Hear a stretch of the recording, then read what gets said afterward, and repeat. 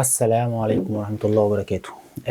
الحمد لله المرة اللي فاتت إحنا عرفنا يعني إيه Outlook. قبل ما نبدأ إن شاء الله في شرح واجهة البرنامج، أنا عملت زي خريطة كده عشان ما تتوهش، بحيث إن أنت تبقى شايف أنت واقف فين من فوق، بمعنى إن أنت ما تتوهش، تبقى عارف أنت وقفت فين، خلصنا لحد فين، كل حاجة هنخلص عليها هنعلم عليها صح، بحيث إن أنت إيه ما ت اللي أنت عارفه خُش على اللي بعده، واللي أنت مش عارفه ممكن تتفرج عليه. تمام؟ النهارده ان شاء الله هنتعرف على واجهة سريعة عن البرنامج. طيب، احنا فتحنا الاوتلوك. طبعا انا عندي ويندوز 11، فهتدوس على ستارت وتكتب اوت، بحيث ان هو بعد ما انت طبعا بتشغله او بتسطبه هو ايه زي ما انت شايف الشاشة اللي فتحت قصادي دي. تمام، انا طبعا مركب كذا ايميل، وطبعا انت ممكن تحط ايميلات زي ما احنا اتعرفنا في الفيديو اللي فات، ان انت تقدر تركب فيه اكتر من ايميل، وطبعا هنتعرف بالتفصيل ان انت ازاي تركب جميع انواع الايميلات. طيب، مبدئيا الاوتلوك هو مش برنامج واحد، هو اكتر من برنامج في برنامج واحد، وكل برنامج جواه هو عالم لوحده. اول برنامج اللي هو برنامج الايميلات، اللي هو الاوتلوك اللي احنا هنتكلم عليه، ده اللي هو كل ما يختص بالمراسلات، ايميلات رايحه، ايميلات جايه، تقارير، الكلام ده كله. بعض الاصدارات الايقونات دي بتكون موجوده تحت. تمام. طيب، احنا عندنا اول حاجه اتفقنا عليها الميل، ده عالم لوحده. طيب، بالنسبه النقطه اللي بعديها اللي هو الكاليندر. الكاليندر دي من الاخر تعرف اجازاتك، يعني مثلا هنا احنا عيد فطر، هنا كل الاجازات اللي موجوده تقدر ان انت تبص عليها. طيب، كل مواعيدك، كل ما يخص التواريخ ان انت تقدر تسجلها هنا. طيب، مثلا انا عايز اعمل، يعني مثلا انا اتفقت مع واحد على ميعاد، فانت ممكن بكل بساطه تكتب ملاحظاتك هنا، بحيث ان انت تبدأ ان انت تلاقي الميعاد في نفس اليوم يفكرك بيه. تمام. طيب، نمسح الميعاد ده كده، ديليت. تمام.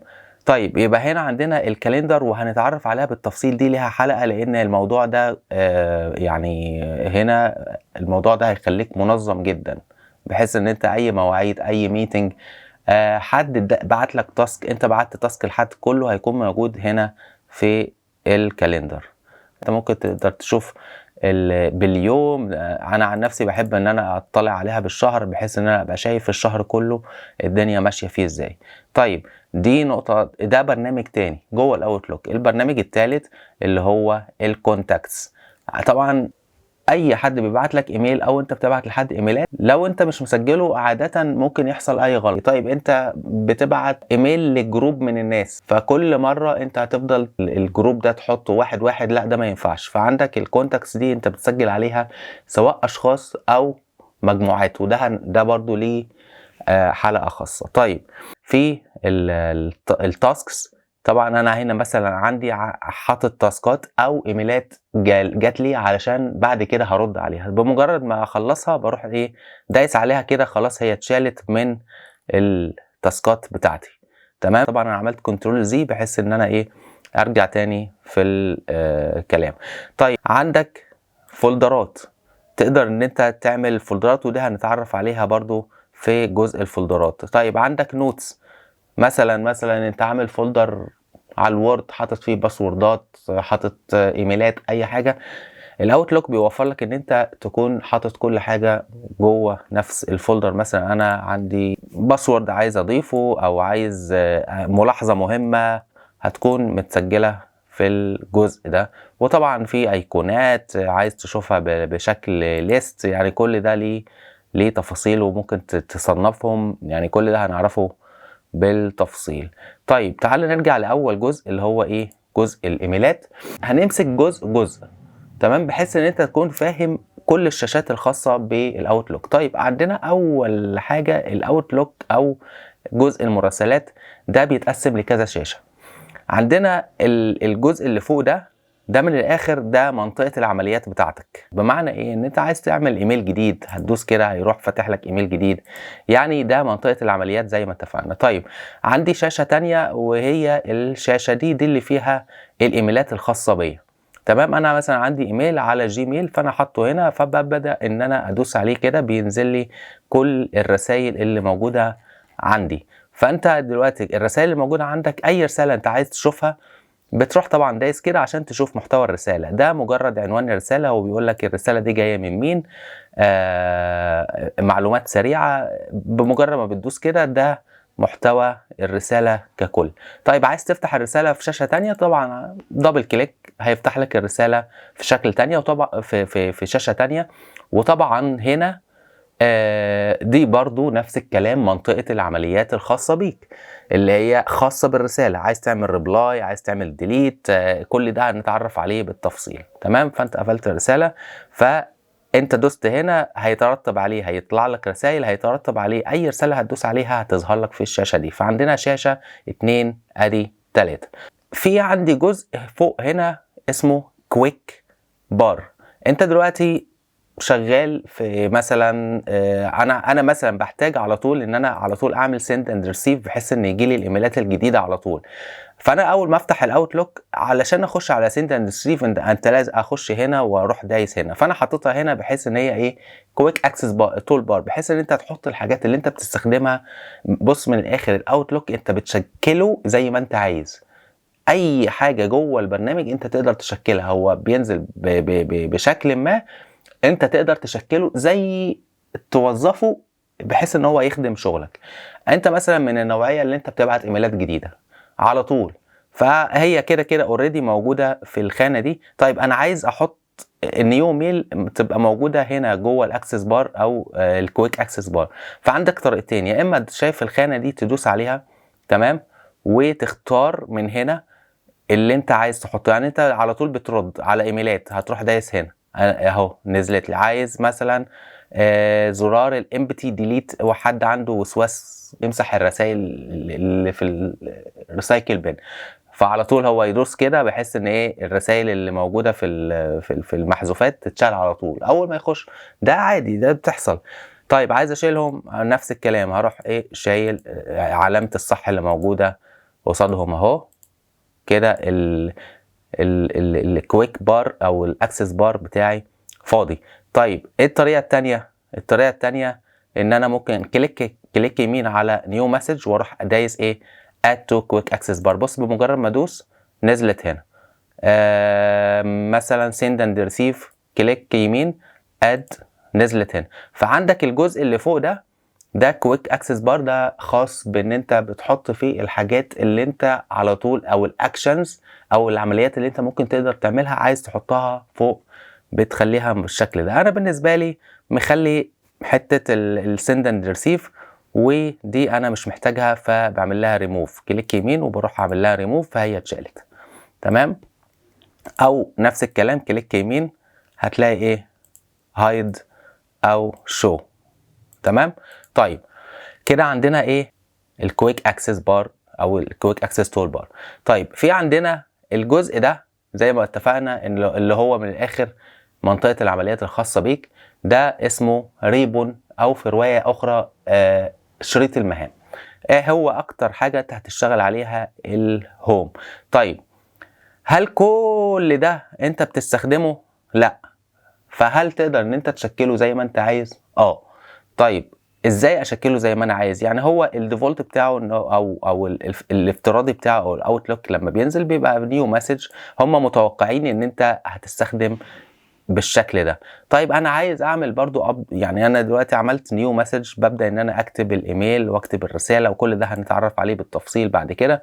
طيب احنا دلوقتي عايز برضو اشكل الريبون او الشريط ده زي ما انا عايز. طيب هعمل ايه؟ كليك يمين وكستمايز ذا ريبون، هتدوس عليها كده فتح لي اوبشن بحيث ان انا اقدر اعدل الريبون زي ما انا عايز، يندرج تحتها دول كلهم. طيب يا عم انا عايز امسحهم اهو، انا كليك يمين اهو ريموف، اول ما ادوس اوكي بص اللي هيحصل راح ايه شال لي كل حاجه. طيب عايز احط حاجه تانية برضو ايه كستمايز، وابدا ان انا ايه بيقول لي الحاجات اللي موجوده all، فتقدر ان انت تشكله زي ما انت عايز هنعمل كده. طيب انت لخبطت الدنيا وحسيت ان انت لخبطت الدنيا، بكل بساطة هتروح دايس على رجع لي كل حاجة، دوست اوكي، كل حاجة زي ما انت شايف رجعت. طيب في نقطة تانية مهمة جدا، لو دخلنا على كلمة فيو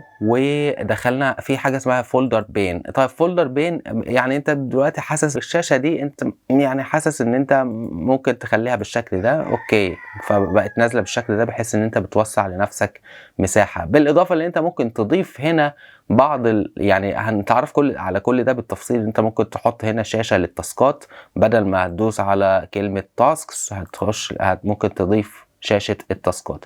طيب فاحنا ممكن نعمل كده، بص نورمال كده، ممكن تخليها اوف خالص مش موجودة، فايه زي ما انت عايز.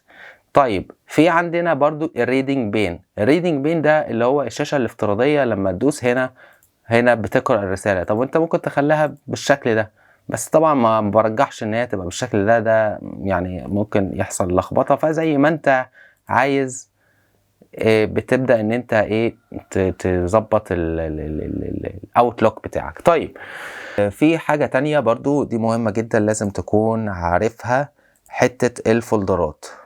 احنا دلوقتي فتحنا الاوتلوك، تمام، عندك الانبوكس، فاحنا انت هندوس كده على الانبوكس وعايز تحط رسائل بتيجي بشكل امبورتنت، فانت عملت ايه فولدر جوه الانبوكس. مثلا الايميل ده بالنسبه لي مثلا مهم، بكل بساطه هتروح شده حطه هنا وهيظهر لك بالشكل ده.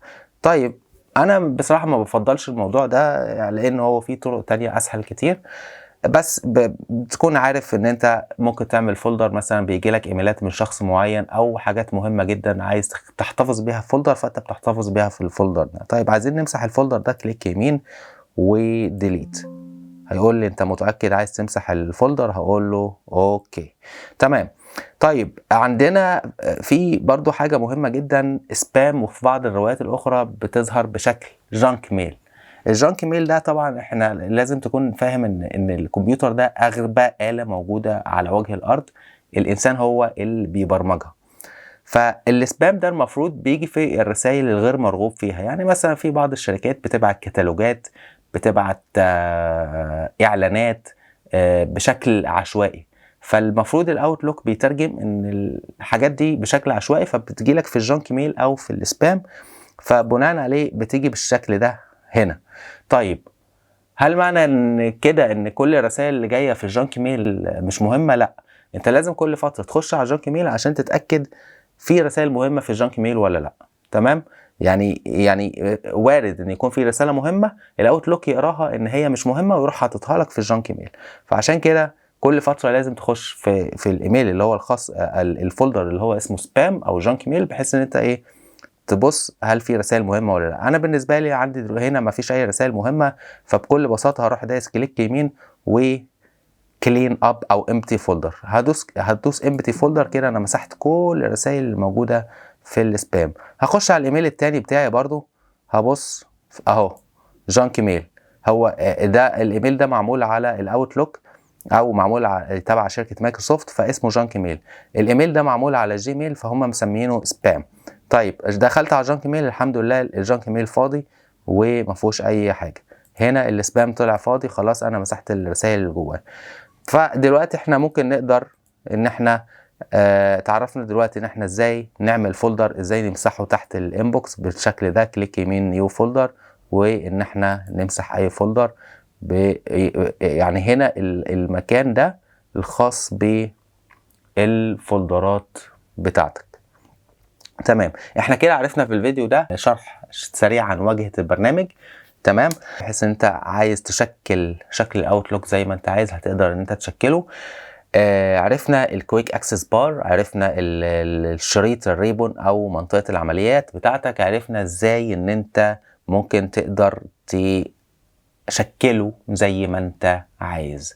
من الاخر الاوتلوك يعني اخيرا ان الاوتلوك لو فهمته وفهمت ازاي تشكله زي ما انت عايز، كل الدوشة بتاعة الشغل اللي جوه مخك هتقدر ان انت تحطها بشكل منظم على الاوتلوك، وهتكون راجل منظم جدا بحيث ان انت هتريح مخك من اي دوشه تخص الشغل، وهترتبها في الاوتلوك، ومش هيكون بقى ايه في التوهان اللي بيحصل. يعني ساعات بيكون في كهرباء كده في الشغل، فانت لو مش منظم هتلاقي نفسك قاعد متكهرب وكل حاجه بايظه. اما لو انت راجل منظم وعرفت تنظم حالك على الاوتلوك، مفيش ايميل هيفوت منك غير هتكون رديت عليه. مفيش حد هيجي يقول لك انا بعت لك ميل وتقول له لا ما جاليش، ويجي يقول لك لا انا بعته لك وبعدين تتفاجئ ان الميل موجود. لا، مفيش الكلام ده. هنعرف ازاي تعمل فلاج للايميلات، ازاي تعمل فولو اب عليها، هنعرف كل ده بالتفصيل.